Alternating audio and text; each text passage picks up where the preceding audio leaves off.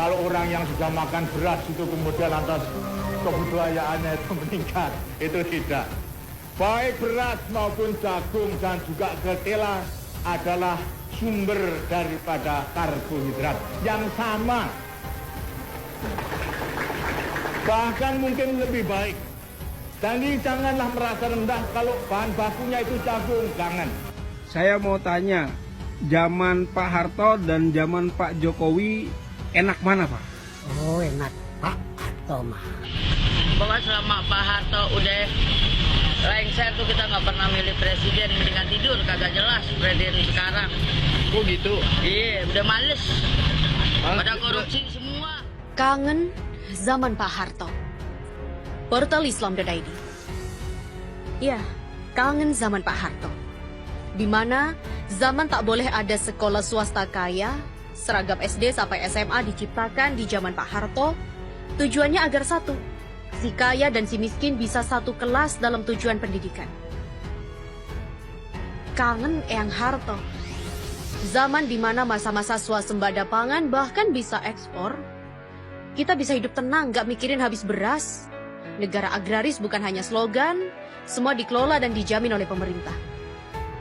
Zaman Pak Harto, Pak Tani dikasih tamu mimbar dialog rutin dalam kelom pencapir, bukan dibohongi kasih subsidi pupuk dan traktor lalu ditarik lagi.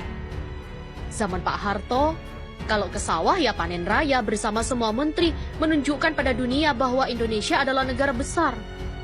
Maka setiap kali acara kenegaraan mencari posisi Soeharto paling gampang, paling depan dan tengah. Era sekarang mah beda. Ke sawah pas deket pemilu aja sampai masuk-masuk lumpur.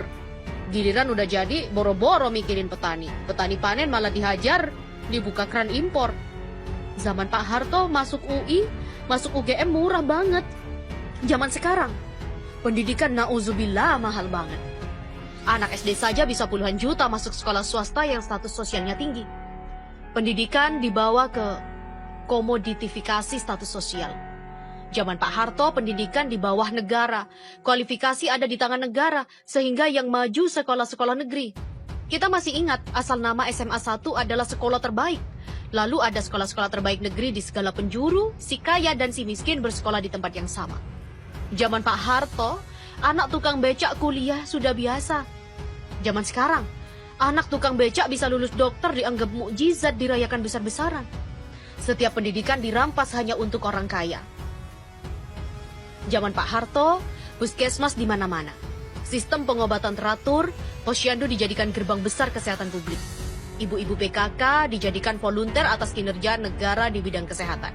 Tapi di zaman sekarang, para dokter dan suster diajarkan bagaimana cara berbisnis.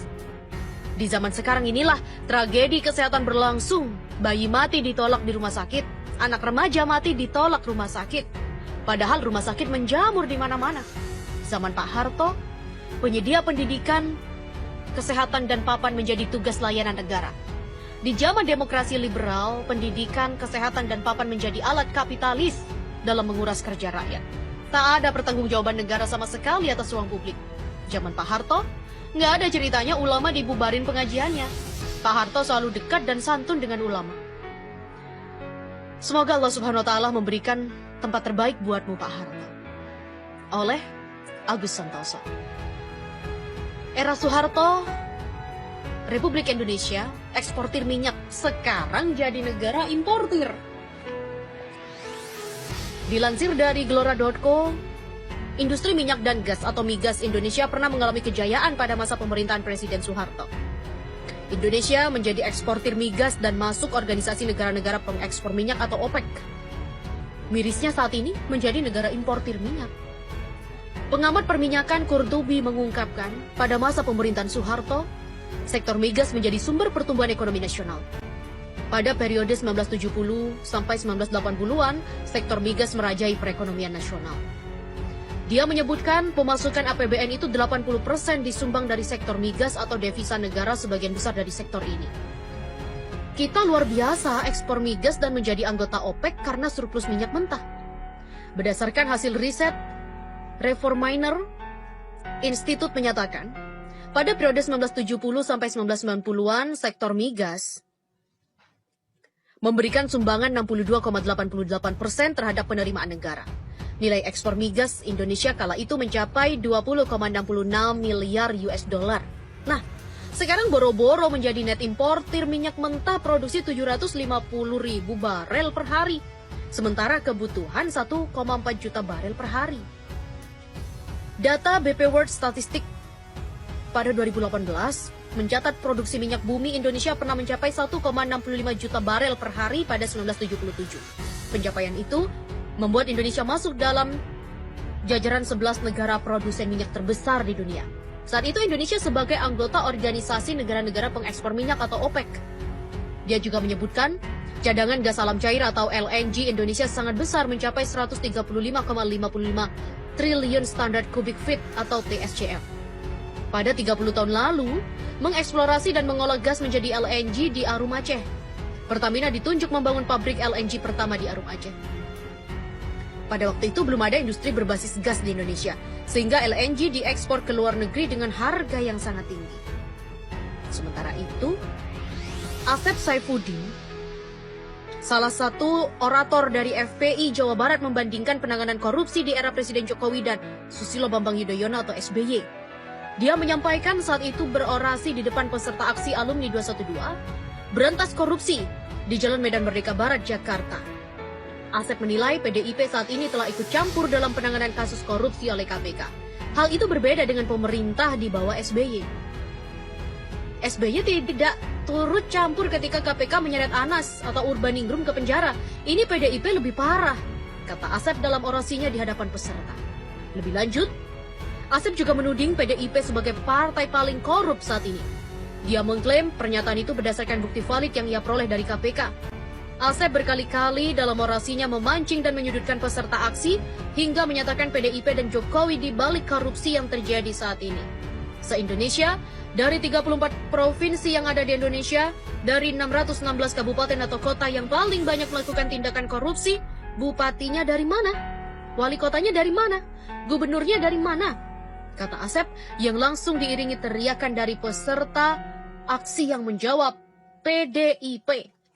Jangan-jangan Presiden Republik Indonesia dari PDI juga melakukan, kata dia memancing jawaban massa. Dalam orasinya, Asep juga mendesak agar KPK segera memeriksa Menteri Pendidikan Nadiem Makarim atas kebijakan barunya soal pembayaran SPP sekolah lewat GoPay. Asep menilai kebijakan Nadiem tersebut masuk dalam kategori intellectual corruption. Asep lalu menuntut agar penegak hukum tegas dalam menuntaskan kasus korupsi. Ia mengancam melakukan aksi lanjutan andai lembaga penegak hukum terkesan lambat dan mengusut kasus rasuah. Jika Kejaksaan Agung atau KPK tidak serius memberantas korupsi, agendakan aksi jilid-jilid di DPR, MPR. Kita hentikan rezim ini.